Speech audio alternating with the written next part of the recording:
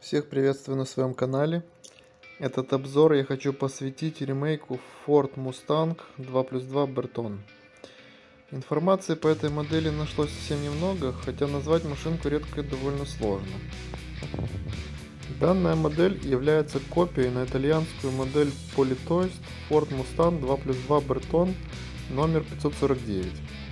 У модели открываются и двери, и капот, и багажник. На днище модели имитация выхлопной системы, задней подвески и кардана с мостом, и идет это все отдельной деталью. В одной из моих моделей хромированный кардан, к сожалению, утерян. Производство, а также сборка модели производилась на двух заводах. Укрпромигрушка, она же Донецкая фабрика игрушек, а также Киевская фабрика игрушек имени Ватутина.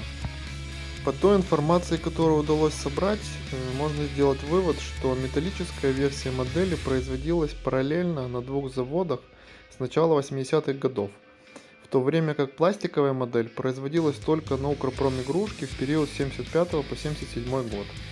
Потому пластиковая модель на сегодняшний день является довольно редкой и дорогой.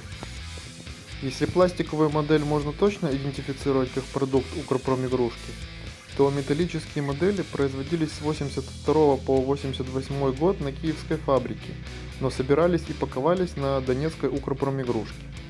Причем первоначально в Донецке только лишь паковали металлические модели в бокс, а позже стали уже ставить колеса своего производства.